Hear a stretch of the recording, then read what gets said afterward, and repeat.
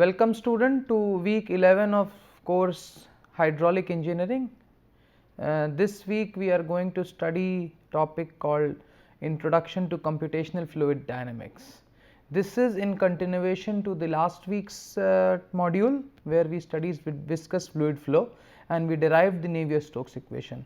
So, computational fluid dynamics is nothing more than solution of this Navier-Stokes equation. The Navier-Stokes equation is quite complex, so there are different ways of solving those. So, this module is dedicated to that. Since this is an undergraduate course, we are not going to give you too many details, but at least touch upon all the basic concepts of computational fluid dynamics. So, let us get started with this.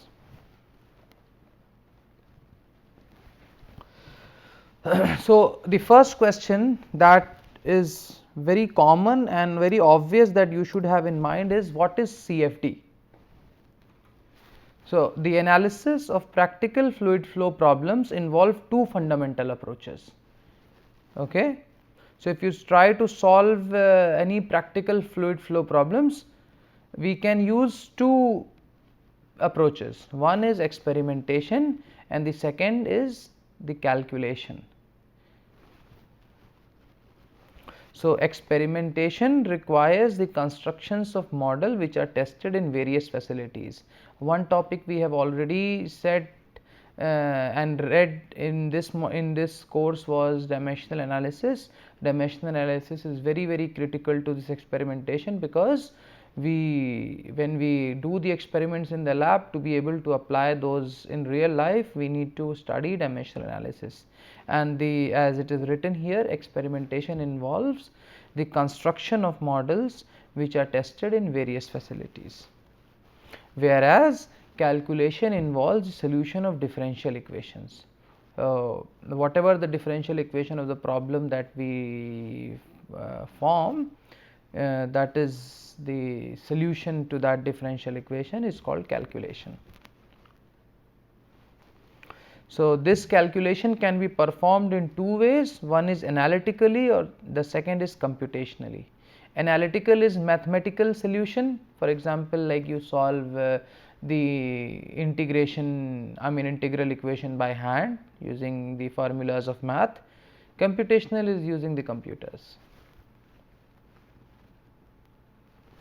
So, the field of study devoted to the solution of the equation of fluid through the use of computers is called computational fluid dynamics or CFD. Okay.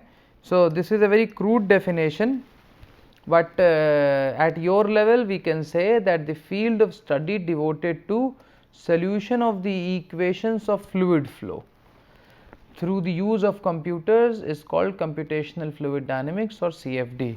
So, the equations of fluid flow could be Euler equation, Bernoulli's equation. So, they are in a broad sense termed as CFD, but in reality the solution of Navier-Stokes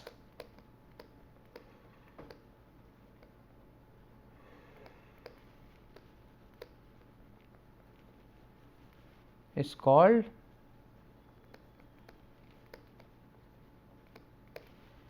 computational fluid dynamics or CFD. C stands for computational, F stands for fluid, D stands for dynamics. All right.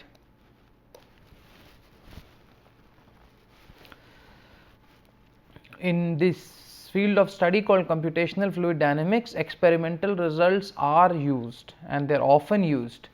And what is the purpose of using those experimental results? They are used for validation of the CFD solution. So, if we get a computer based solution from the equations, we use computer to solve those equations and we get some answers, results. How do we know if it is correct or not?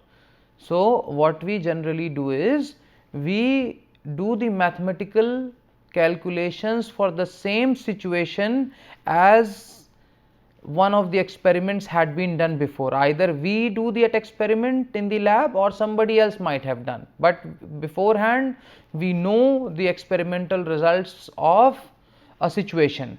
for the same situation we do computer based solution, and we try to check if the results that we have got from the computer is the same or very close to the experimental results or not. So, this process is called validation. Validation means, so it will validate, it will justify, or this will say that okay, the CFD solution is okay or not. So, if the code or the solution is successfully validated against experimental results or a real life field study, that process is called the validation of the CFD solution.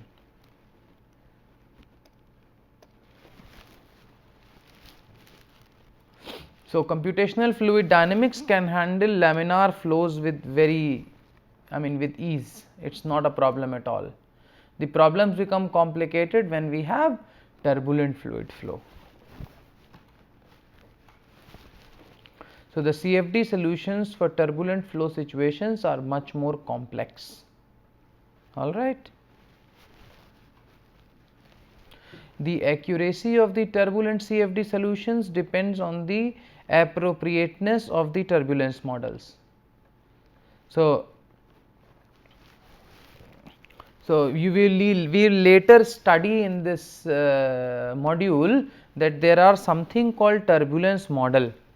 Okay, just to name them, one is K epsilon, K omega. There are different model. So, these are called turbulence model. There is something called, which cannot be actually said turbulence model, but a different way of solving this technique is called large eddy simulation. There is something called direct numerical simulation. So, the accuracy of these turbulent CFD calculation depends which model are we going to apply. We will see that direct numerical simulation gives the best results, most accurate results. Large eddy simulations give the second best results, and the last is Reynolds average Navier-Stokes equation. In Reynolds average Navier-Stokes equation, there are different turbulence modules, but everything comes with a cost. For example, you must just know that direct numerical simulation, although it has the best accuracy, but the time of computation that is required is extremely high. So, large eddy simulation are the second best in terms of accuracy, but cost wise it is also very high, of course less than direct numerical simulation. Whereas Reynolds average Navier-Stokes equation has lesser accuracy than the above two, but the time of computation is far less than what these two type of models in CFD takes. But we will come to those later as well. So, this is what it means. The accuracy of the turbulent CFD solution depend upon the appropriateness of the turbulence model. Which turbulence model is appropriate? Now, going to differential equations of the fluid flow. So, the differential equations of fluid flow are, we have been going through this from a long time now.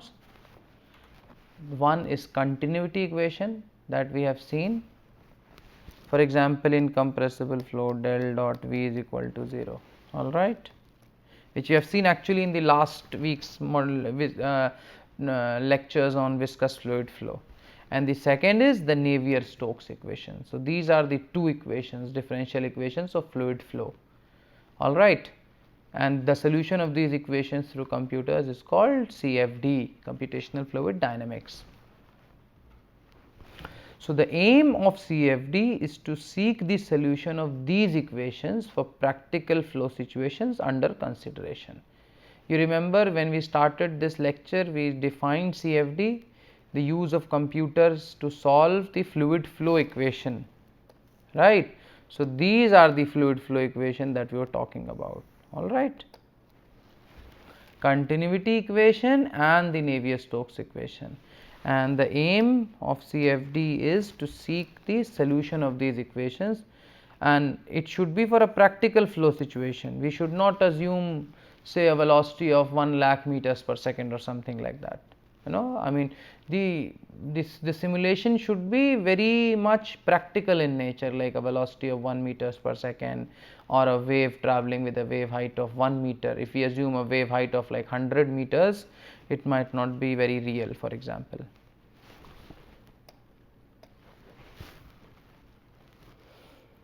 All right. So for an incompressible flow of a Newtonian fluid, this is the continuity equation. Del dot V is equal to 0, and this is continuity equation or the conservation equation. All right. The second equation, if you can remember, what is this? Yes, this is Navier-Stokes equation, which is actually a transport equation, and this Navier-Stokes equation is for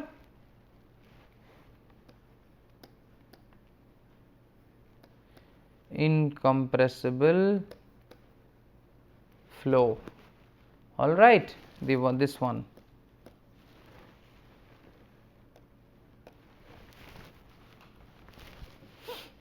So as I said, Navier-Stokes equation can be classified as transport equation, and continuity equation can be classified as conservation equation.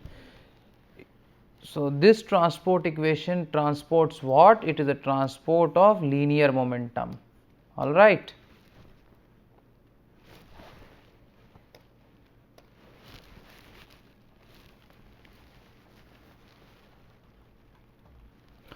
So for 3-dimensional flow in Cartesian coordinates, there are 4 coupled differential equations involving 4 unknowns. So if there is a flow which is occurring in 3 dimension, there are 4 different equations, all right, which involves 4 unknowns. So one of the unknown will be the velocity in u direction, the other is going to be the velocity in v direction, and the third one is going to be velocity in w direction. Okay, all 3 directions are velocities, and the fourth one is going to be the pressure. All right. So these are the 4 unknown, as it's already written here, u, v, w and p. And if there are 4 equations, there are 4 variables u, v, w and p, there are 4 coupled differential equations. So these are the 4 equations. So this is nothing but del dot v is equal to 0, as it is written, del u by del x plus del v by del y, del w by del z. So now you would understand why I taught the viscous fluid flow lecture before, and we derived it everything, because this particular module CFD comprises of many equations, and it will help you a lot if you can recognize these equations. So now you can easily remember that this was equation of continuity. This one, rho del u del t plus u del u del x plus v del u del y plus w del u del z is equal to minus del p del x plus mu del u square by del x square plus rho gx. This is momentum in x direction. All right. Similarly, and this actually we have derived all these equations, right? We wrote it in a general form in terms of I and j, but if you write it in I, j and k separately, there are going to be 3 equations, Navier-Stokes equations, okay, for incompressible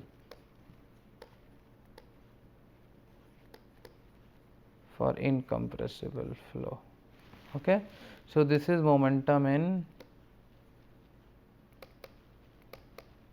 y direction, and this is momentum in z direction. All right.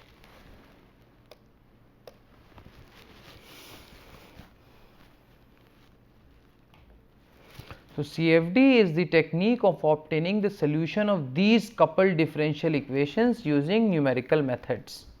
Okay. So we are refining the definition of CFD as we are going on. Initially we said that CFD is the computer solution of the flow equations, and flow equations can be many, right? Even Euler equation can be the solution, I mean the flow equations. Then we went and said CFD is the technique of obtaining solutions for momentum and continuity equation, and now we say that these equations are coupled differential equations, and you solve it using which methods? Numerical methods. I am hopeful that in your BTech course you have studied a course called numerical methods in engineering, where the different techniques are taught. We will go to the basics of that, some of them in this module as well. So, CFD involves replacing the partial differential equation, that is PDE, with discretized algebraic equation, okay, that approximates the partial differential equation. For example, I mean for example, if say there is dp by dx, so we have to replace it with, for example, delta p by delta x, or P2 minus P1 divided by some things like that. This is very basic to write, but I hope this will make it clear to you what is discretized algebraic equation. So, this is like an algebraic equation, right. So, CFD involves replacing the partial differential equations with discretized algebraic equations that approximate the partial differential equation. So, that is why there was a approximate sign when I wrote those, all right.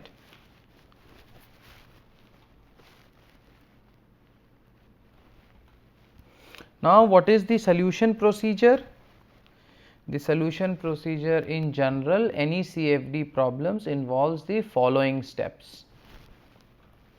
First is we have to define the geometry of the flow, all right.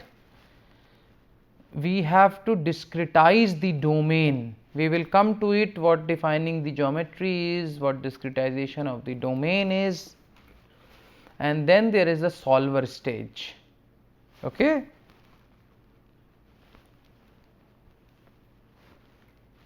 And in the end, after the solution is solved, there is post processing. Post processing is after the results are obtained, we have to show it graphically, or we have to find some values, we have to interpret those results that we got. In most of the cases, plotting the results is termed as post processing. So, defining the geometry and the discretization of the domain, these two things are called pre-processing. So, something that you have to do before the calculation can begin in the computer, all right. Sorry. And the post processing is something that you have to do after the calculations have something to be done with the results after calculations have finished, whereas pre-processing is steps to be completed before the calculation can begin on computer, okay. So, this is the general definition of pre-processing and post-processing, all right. So, now as we said that the first step is defining the geometry. So, this step includes the creation of a CAD model. What is CAD? Computer aided design, okay. So, you use some softwares, or there are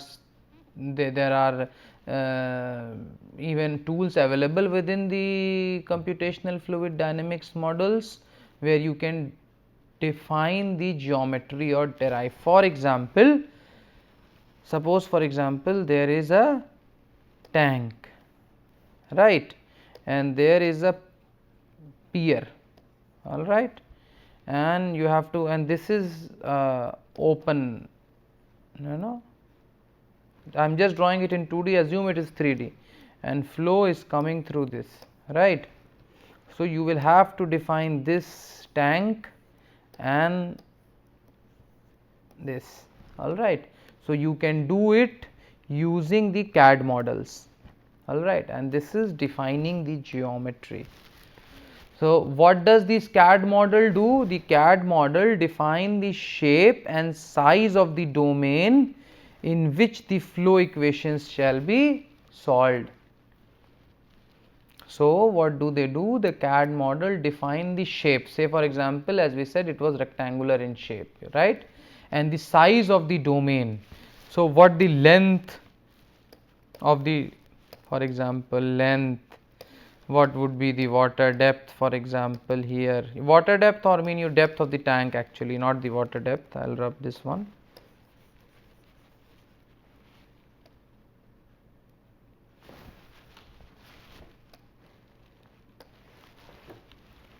And also the width in 3D.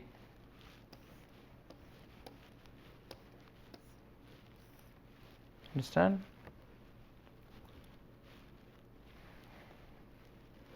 The shape and the size of the domain. So, for this is a CAD model for, you see this resembles the wing of an aeroplane, for example, alright, and this has been taken from fetchcfd.com, this image, that is why we have given a reference. So, as alright. So, the second step was discretization of the domain. So, this process is known as grid generation or mesh generation, alright. So, the process, this particular process of discretizations involves developing a set of algebraic equations based on discrete points in the flow domain to be used in place of partial differential equation. We told that the way that it is to be done, instead of partial differential equation, we try to transform it into algebraic equations. So, for that, for example, if this is a domain, we need to know, so suppose we have to divide it, right, that is how we are going to write delta x, right, we have to divide it in. So, let us say we have divided it into so many different parts in x and y direction. So, pardon my drawing, right. So, the process of discretization was developing a set of algebraic equation based on discrete points in the flow domain. So, we will, so this is what meshing is. So, we divide our domain into so many small parts, okay, and these are helpful because then we can actually use of these points. If you remember, if you remember from your limits class, suppose del p del x can be approximated as p2 minus p1 divided by x2 minus x1, right. So, this we always used to write limit delta x goes to 0, right. So, this means that the grids should be as small as possible for this process to be done. Which process? That converting the partial differential equation into the algebraic form, okay. So, for example, if there is a flow u coming from this side, we have defined 1 point, 2 point, 3, 4, 5, 6, 7, 8, 7, and I mean. So, Ti is the strength of vortex in the ith panel. So, ith Ti plus 1. So, this is the way that we do, and we have taken this figure from Munson, Young and Okishi, alright. So, defining these points or forming those points using the help of computer is called the mesh generation. So, the most common discretization techniques available for the numerical solution of partial differential equations are the finite difference method, the second is finite element method, and another one is finite volume method. See, we will go into small details of this so that you have a broader idea. You will not become expert overnight in all these techniques, but will give you a very good understanding and overall a holistic picture of what computational fluid dynamics is. So we'll touch briefly all of these topics. So as I said that these three are some of the most commonly used discretization techniques available for numerical solution. All right. So this is the second step in the CFD solution. First was which was the first one? If you go back and you see, the first one was defining the geometry. The second one was discretization of the domain, and as I said, discretization of domain can be done using three different methods. First, finite difference method, second is finite element method, and third is finite volume method. All right. So if you see to this figure, the continuous flow field is described in terms of discrete values at prescribed location. All right. In finite difference method, the flow field is dissected into a set of grid points, okay, and the continuous functions are approximated by discrete values of these functions calculated at grid point. So what happens in finite difference? The flow field is dissected into a set of grid points, as I showed you, right? So this is one grid, these are grid points in x direction, this is grids in y direction.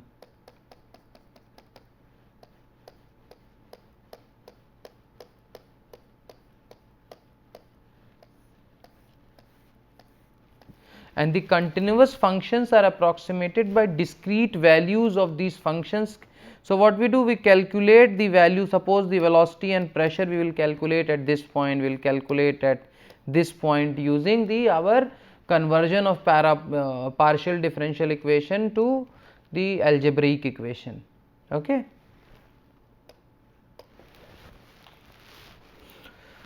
This is the thing that I was trying to explain. So if this is the delta x has been the mesh size or gridded delta y. So this method is called the finite difference method, okay. If this is I plus 1, this is I minus 1, right.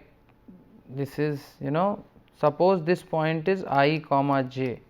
So this will be, this point is going to be I comma j plus 1, this point is going to be I plus 1 comma j plus 1, this is how it is defined. So this is I comma j minus 1, all right.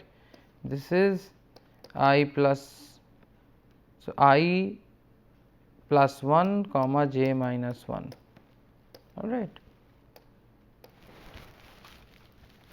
So in finite element or finite volume method, the flow field is broken into a smaller fluid elements called cells, all right. So for 2D domain, cells are areas, all right, and for 3D domains, these cells are volumes, okay. So the differential equations are written in appropriate form for each element, and the set of resulting algebraic equations are solved numerically.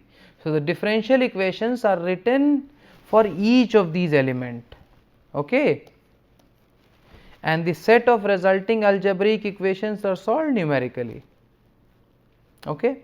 So we write this equation for each of these elements. If there are 1000 elements, we write 1000 equations and we solve it numerically.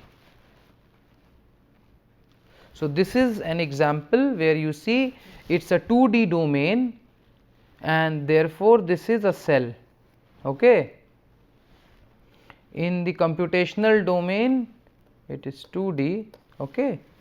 This is 3-dimensional computational domain, and you see these are like volumes, or you can also think in a way that this 2D, I mean for a same object we have shown a 2D representation, we can say, and we have shown a 3D representation. It's up to you how you want to take it, but the main message of that needs to be conveyed here is that for 2D domains these cells are areas, and for 3D domains these cells are volume. Okay. So, I think this is a nice point to stop this lecture, and we will resume in our next lecture from this point. So, thank you for listening. I will see you in the next class.